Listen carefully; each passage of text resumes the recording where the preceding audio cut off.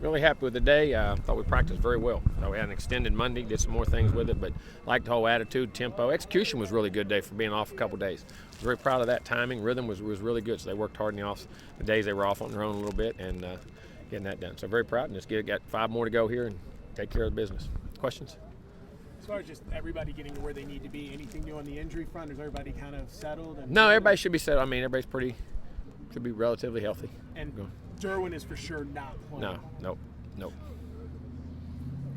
So right now, is it kind of just almost like a spring practice you're working on? No, we're game plan now. We did those last 3, Friday, Saturday, Sunday. We did those 3 practices there and got a lot of good fun. Had really good practice that day. I was proud of it. Guys learned how to practice, and these are all game plan deals. Jimbo, you said a few times cornerbacks, or I guess defensive backs have to have short memories, but assuming a lot of these guys that you recruit don't get beat a lot when they're in high school, is that something you can... They have to learn to deal with.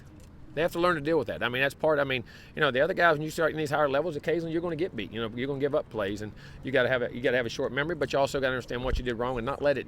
Sometimes it eats at them when they're young like that. You know what I mean? You got to brush it off in a way which you learn from, not forget, and then go back and play the same way.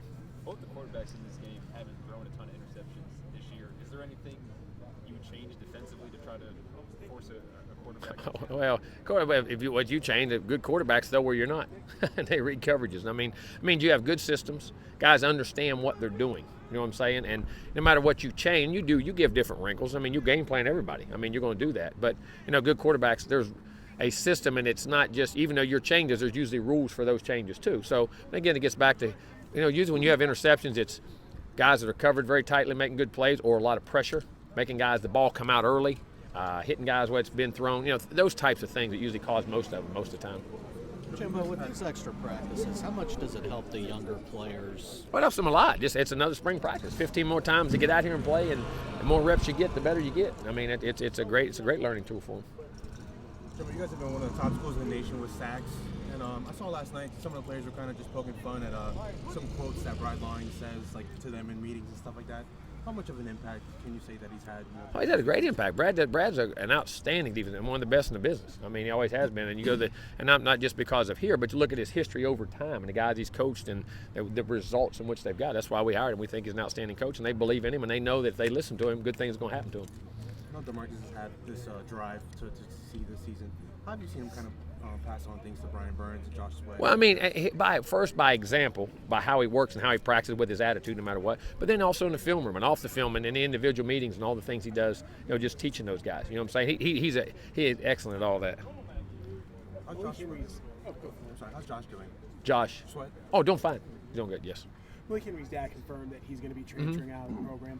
As far as Malik in that situation, what does it do for you guys going into next year, knowing that you're losing Sean, you're going to have at least 2 new guys come in, and you're going to have Rizzo? Well, we've expected this for a while in our recruiting, and we've planned for it, and we wanted to keep Malik here. He's an outstanding young man, and I wish him nothing but the best. He's a great young man, but we have our plan, and we've had plans scheduled for a while. And as far as like when you were saying earlier about spring practice and all this and that, I mean, how much does it help guys like Rizzo and JJ kind of refresh with things and kind of prepare for what's going to be a big role for them? Oh, it does. I mean, it does. I mean, they're going to have to step up, and that's opportunity. When things happen to other guys, it's opportunities for other guys, and that's why they're here on scholarship. Jimbo, DeAndre Johnson signed with Florida Atlantic. Very happy for him. Yeah, just how happy are you for him that he's getting a second chance? Oh, I am, because I mean, he made a mistake, and he knew it, and he paid for it. But life is, you get second chances in life, and I'm very happy for him, and he had an outstanding year, went and did the things he had to do, and I think he'll have a great career for them. What are some of the things that impress you about their defensive front? Well, one, their size, their length, then their leverage. They play with great pad leverage, great hands. They play violent. They play hard. I mean, they're extremely well coached. Their front is really good, and they have depth. And they can play the run and the pass, which is some guys play one better than the other. They play them both equally well. Is that one of those games that you have to kind of open up the passing game to open up the run? Well, I don't know. You got to open up everything. you're gonna have to be very multiple, because I mean, you can't be one-dimensional against those guys. That's for sure.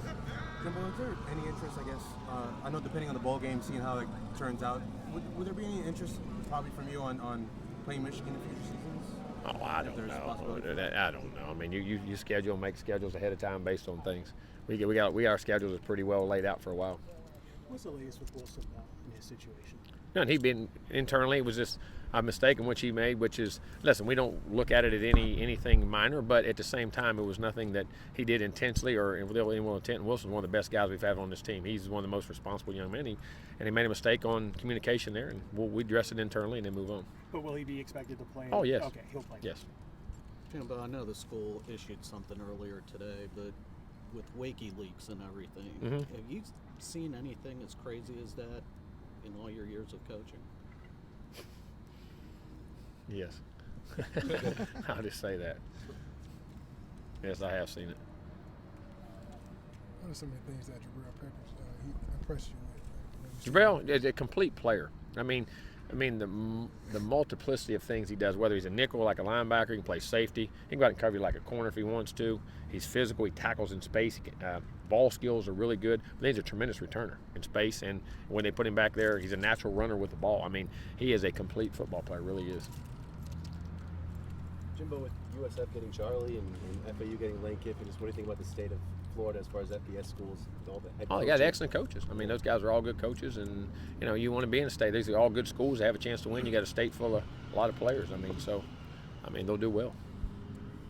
Jimbo, just with DeMarcus and Dalvin racking up the consensus All-American and Dalvin being a unanimous All-American, just what does that say about just their work ethic and everything they've done? Well, I mean, just one, you got guys who have talent to have to do it first, but you have guys who don't rely on their talent. Neither one of those guys, talent is the last thing they rely on. It's their work ethic, their demeanor, their attitude, their ability to learn, their ability to affect the other players around them, and they work as if they have no ability. That's the thing about both those guys that makes it very special.